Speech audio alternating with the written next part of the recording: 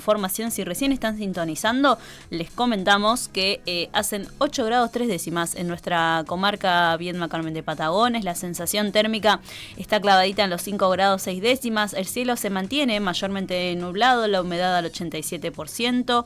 El viento noroeste a 17 kilómetros por hora y para este miércoles me marca una máxima de 14. Así que a abrigarse, miren que andan muchas gripes dando vueltas, estamos en esa época también donde es necesario salir verdaderamente abrigado a las calles. La recomendación, por supuesto, para este tiempo. Pero nosotros, si te parece, Nico, nos vamos a meter en información porque tenemos la posibilidad de tenerlo en comunicación a referente dentro de la coordinadora del Parlamento Mapuche Tehuelche de Río Negro, Orlando Carriqueo. Ha habido varias novedades con respecto a los reclamos históricos, ¿no?, que vienen llevando adelante desde la coordinadora, así que los saludamos en esta mañana. Orlando, ¿cómo estás? Te saluda Sofía y Nicolás desde Radio Encuentro. Mari Sofía, Mari Nicolás, Mari Compuché, buen día a toda la gente, a toda la audiencia, un gusto conversar con ustedes. Bien, bueno, sí, nosotros también te agradecemos por estos minutos. Sabemos que siempre no están llevando adelante distintas desde actividades hasta reclamos también, bueno, visitando las distintas comunidades en nuestra provincia. ¿Querés contarnos un poco cómo está la situación, cómo está el panorama? Bueno, el panorama en la Argentina es complejo, en la provincia tiene la característica de antimapuche y racista por parte del gobierno provincial en una línea directa que se baja a través del Poder Judicial también,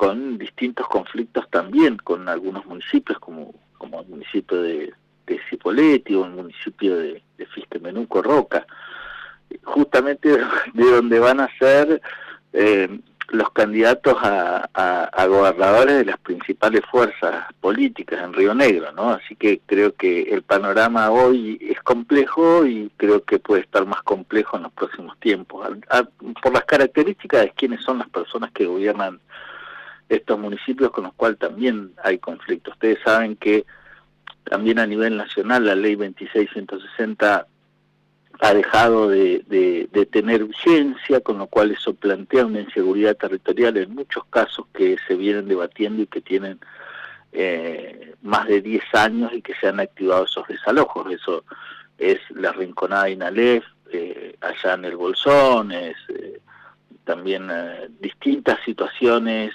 que se están sucediendo a lo largo de la provincia. Acá en la zona Valle tenemos una orden de desalojo de la semana pasada en la comunidad Álvarez Núñez, en la Costa del Colorado, así que estamos trabajando ahí también.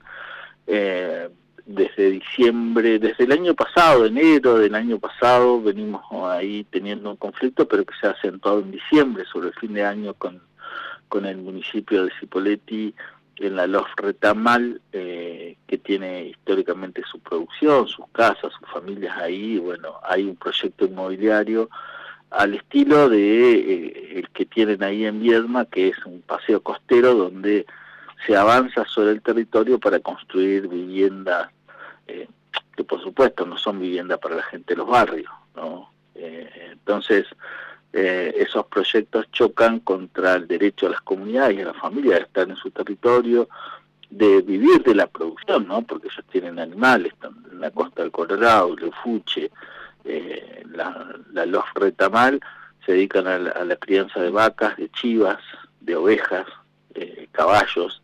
Sí, en el hecho, caso le de arrebatado los animales en su momento en uno de esos desalojos.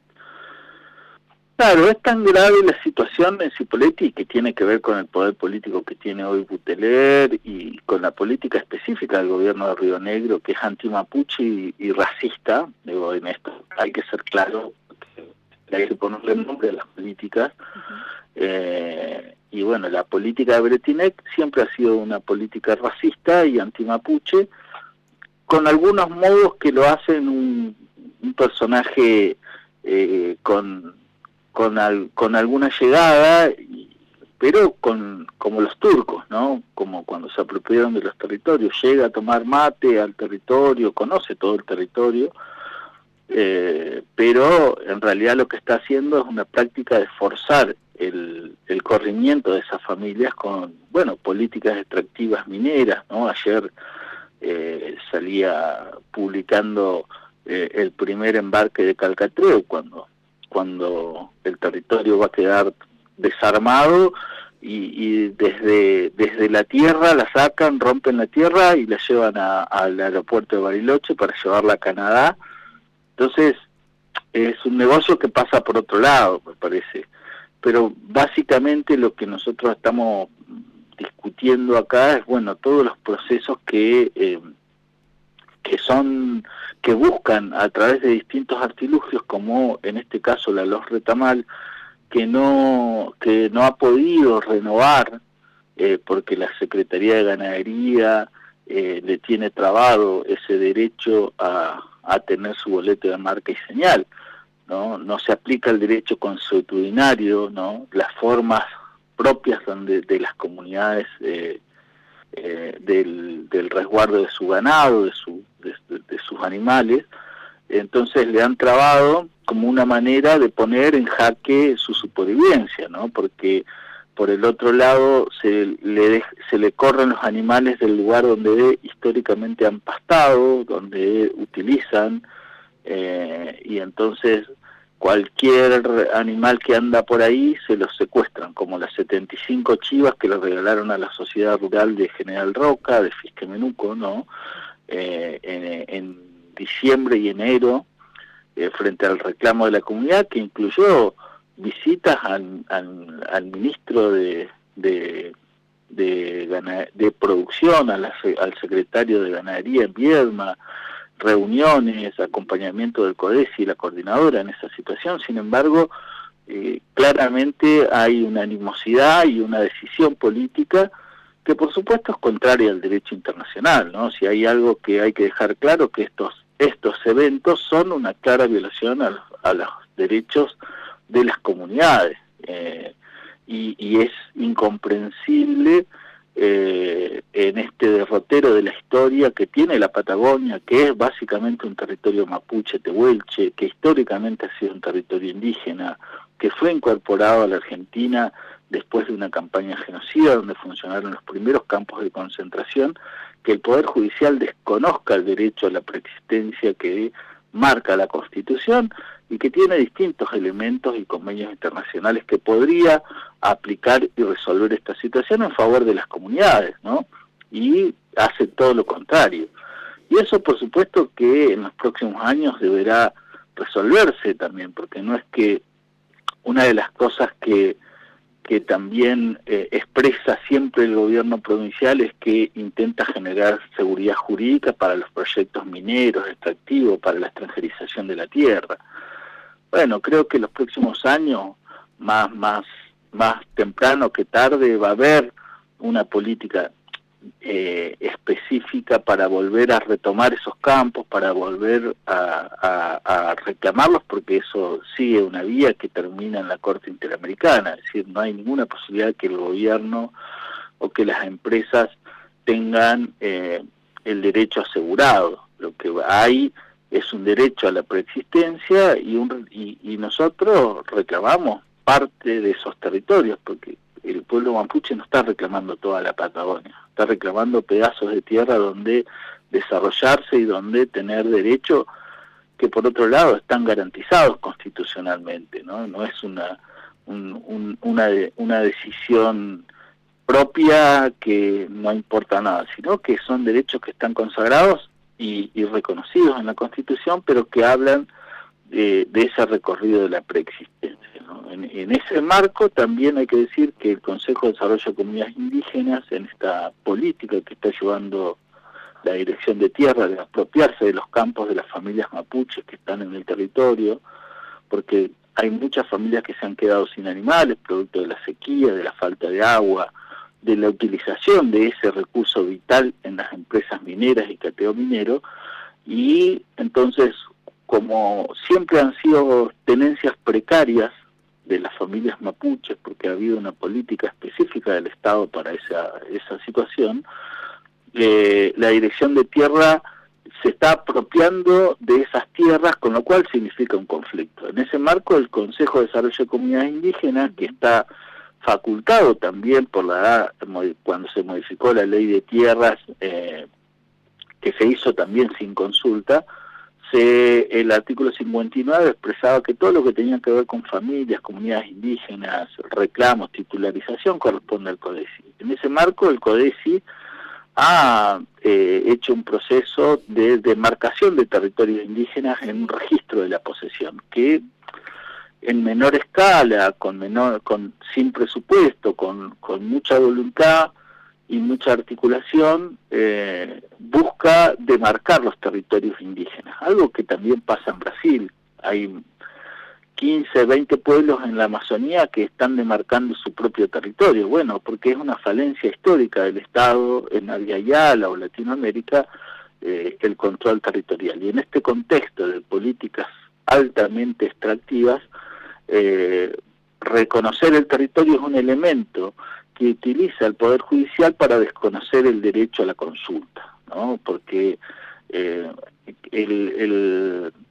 la Dirección de Tierra o el mismo gobierno de Río Negro lo que expresan cada vez que hay un reclamo sobre la necesidad de la consulta es que, bueno, que desconoce que hay comunidades ahí, ¿no? O que hay familias, pasando por encima lo que expresa la 2287, ¿no? Que no solo recoge a las comunidades el derecho a la reagrupación de las comunidades, sino también el derecho que tienen las familias mapuches dispersas o los pobladores dispersos que viven en el territorio todavía, ¿no? Pero bueno, todo eso forma parte de un panorama actual bien complejo, que por supuesto tiene una decisión política de la organización que se viene dando en los últimos años, es que acompañar a las comunidades a resistir el desalojo, ¿no? Creo que para caracterizar la situación hay que contar, por ejemplo, que no hay nada más infame que pensar que desalojar a la comunidad de Zunilda y Inalés, o intentar desalojar a la comunidad de Zunilda y Inalés de la rinconada Inalés, ¿no?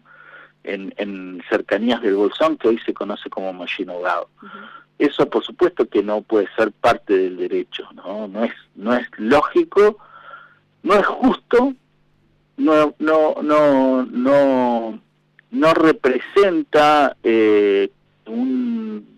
una idea de consenso social y de reconocimiento de la preexistencia, el hecho de que haya varias comunidades en la provincia de Río Negro que estén con órdenes de desalojo para con las familias, pero para con los animales, ¿no? En esos lugares hay producción ganadera, hay producción bovina en muchos casos, pero también hay una proyección que es un derecho que tienen las familias indígenas en la Argentina, pero internacionalmente también. Por eso digo, en este contexto, el panorama es complejo hoy, creo que va a ser complejo en los próximos tiempos si los candidatos que van en representación de los países, de los partidos mayoritarios, no cambian su postura, pero claramente son antirracistas y antimapuche. Tanto Soria como Buteler plantean ese modo de relación con las comunidades, ¿no?